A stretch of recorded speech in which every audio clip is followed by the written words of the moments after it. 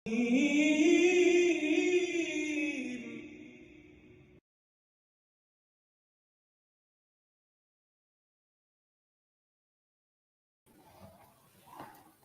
بالله من الشيطان الرجيم وإذ قال إبراهيم لأبيه آزر أتتخذ أصناما آلهة إني أراك وقومك في ضلال مبين وكذلك نري إبراهيم ملكوت السماوات والأرض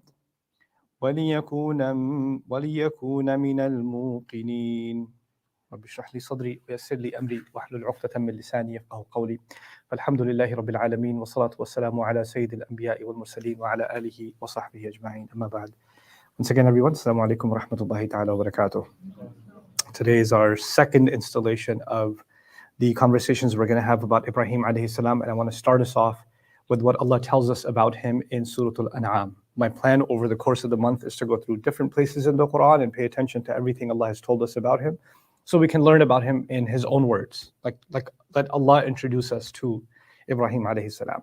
So here, the way Allah introduced us in Surah Al-An'am, He started by telling us something about him, the conversation he had with his father and his nation. He says, وَإِذْ قَالَ إِبْرَاهِيمُ لِأَبِيهِ آزَرَ, when Ibrahim alayhi salam said to his father, Azar. Before going on, you should know that some scholars, they have a problem accepting that Azar could be his father. So they say that was his uncle. And the reason they have a problem accepting that, the different kinds of rationales that have been offered, basically boil down to one thing. How can a prophet be the son of an idol worshiper? Or it's an insult to a prophet to be the son of an idol worshiper, etc. That's not a very founded argument. Allah has tested prophets with family all the time.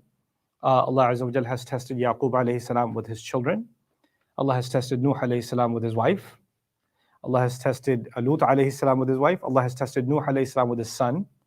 And so, unlike the biblical logic, which is, we are inherently sinful and then sin is passed down from Adam. Adam is sinful and we inherit the sins of our father. So human beings are born into sin. That's not the way Muslims see things. That's not the way the Quran exposes human nature. Allah says about human nature, we are born ala al-fitra. The Prophet tells us, Kullu mawludin yuladu ala al-fitrati. Every newborn is born in the nature that Allah Azza wa Jal created, which Allah describes as fitrat Allah allati fatara an-nasa alayha. The nature that Allah created, that He molded people on, which is inherently good. Other places in the Quran will refer to this goodness as light itself. We have a light inside of us. There's a goodness inside of us. And there's a goodness, it doesn't have to do with who your genes are. Like where you come. You could come from a Hindu family and have goodness. You can come from an atheist family and have goodness. It has nothing to do with who your father was or mother was. In fact, everybody has a unique start. Everybody, the ruh was poured into them from the creation of Allah, and that ruh has goodness in it. This is why it doesn't matter if a person is Fir'aun, even he, لَعَلَّهُ يَذَّكَّرْ أَوْ أَنْ يَخْشَى. Even he can take benefit of a reminder. Maybe he'll become a fearful person too. Every single person has potential.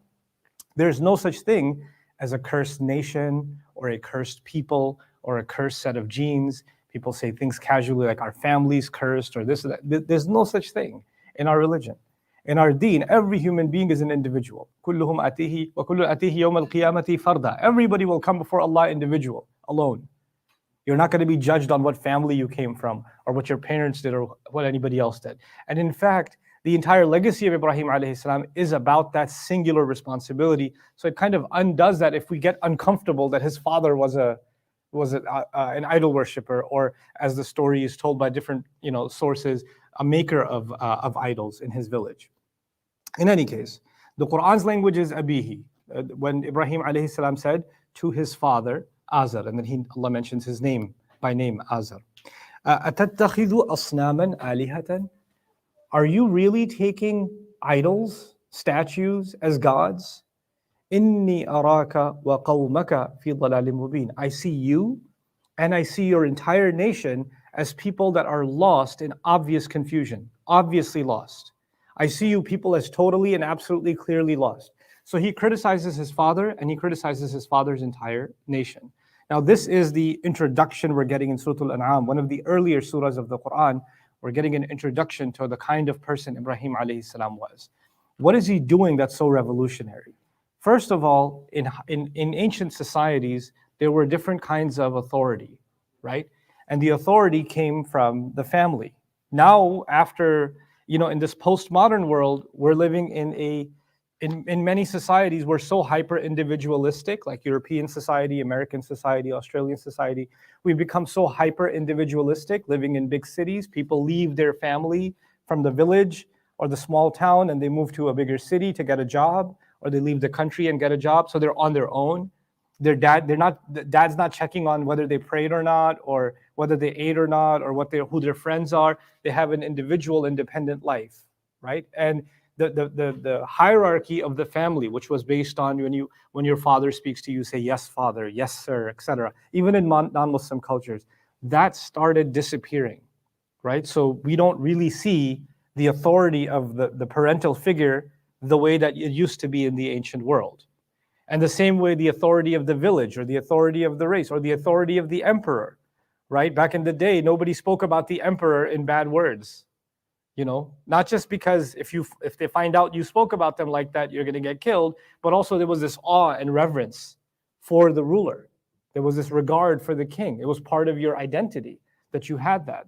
This is the history of most societies, and actually many societies in the world still have that kind of reverence. Many traditional societies still have that kind of reverence, but even in those societies, you'll notice, for example, if you go to Southeast Asia, for example, or South Asia, or different parts of Africa, you'll find the cities have a different kind of culture, and the village has a different kind of culture, right? And the old world, the ancient world, looked more like the villages than it does the cities. Now, I'm saying all of this as part of my introduction here because it's important. Ibrahim alayhi salam lives in a society where the authority figure is the father, and beyond the father is the village. Those are the two ultimate authority figures. That is not the case here. That is not the case in the United States, for example. That is not the case in Canada, for example. It's a different kind of society. When I first came here in high school, I came from, some of my schooling from elementary school was in Saudi. So when I came to the United States, first thing I noticed, people were, friends at high school, non-Muslims were saying, yeah, my old man's crazy. I was like, who's your old man? I didn't know the phrase. I didn't know what that meant. Oh, they're referring to their father. That's a common phrase to use for your father. My old man is this or that or the other. And then I had some friends who's like, when I went over to their home and their dad's name is Frank, instead of saying, hey, dad, it's like, yo, Frank, how was your day? And the son is telling his father, yo, Frank, how's your day? That was completely normal. The idea that they don't deserve a kind of reverence is not a crazy idea in some circles. But certainly, even in the United States, there are some very traditional farming society communities and other more traditional families, church values, etc. When you go to those kinds of places, you're going to see yes, sir, yes, ma'am, yes, dad, yes, father. You're going to see that kind of respect, right? Now, what are we learning from this? What we're learning from this is Ibrahim alayhi salam challenged the highest authority that was there, the highest human authority that was there when they were wrong. He just straight up said, you can't impose that on me. You can't make me do what you're doing. Even if you're my dad, even if you're the highest authority, and the authority behind you is your entire village. So inni araka wa qawmaka fi dhalalim mubin. So let's impose that on ourselves. Let's first understand this lesson. What am I learning from this ayah today, right? In our times, there are forces that have replaced the father. It's not like you have no authority over you. You still have an authority over you. It's not like there's no pressure on you. There's still pressure on you and me. And that pressure can come from your university. It can come from your employer. It can come from the larger culture. It can come from, forces in the media or social media, etc.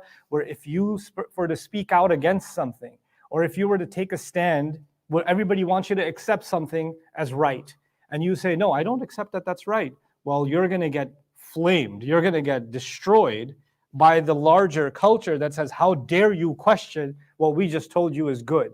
How dare you say that it's not good, right?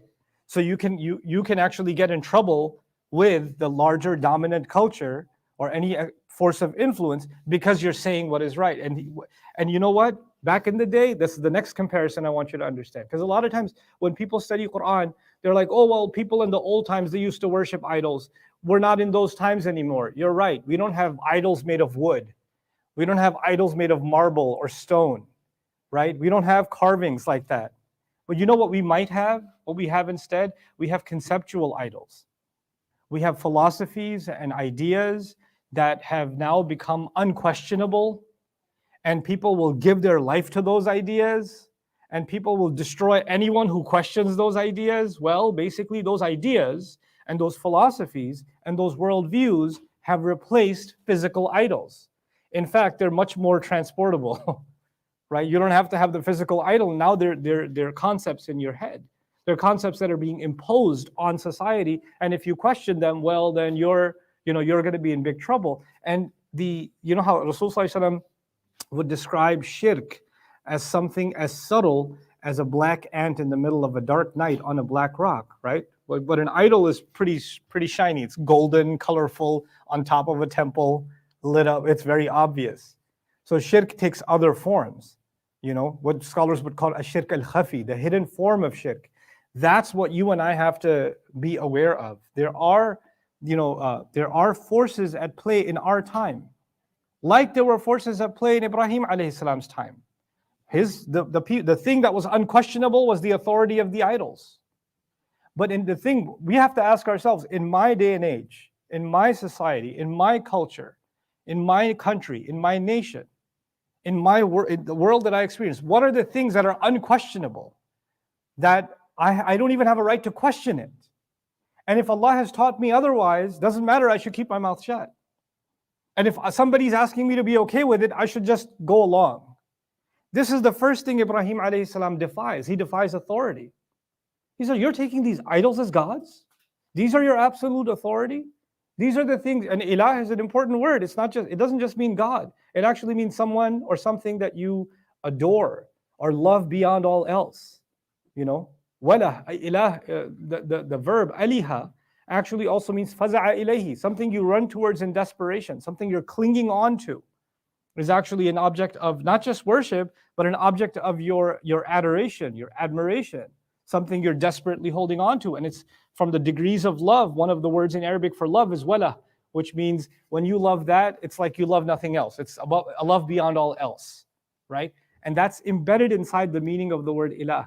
So when these people took these idols as ilah, they loved them. They can't see beyond them. That's the ultimate ideal for them. They can't imagine their existence outside of them. And so when you question something that someone's so passionate about, you're definitely going to enrage them. This is not just some casual exchange of ideas. Like, oh, you think that player is better? I think this player is better. You think that car is better? I think this car is better. That's a casual conversation. This is about something that people hold on to for dear life. His father, his society are built. They're building an entire culture, a foundation on these beliefs. They hold them dear, and it's as dear to them as their own identity. They see them as inseparable. And yet, as a young man, he dares to question it.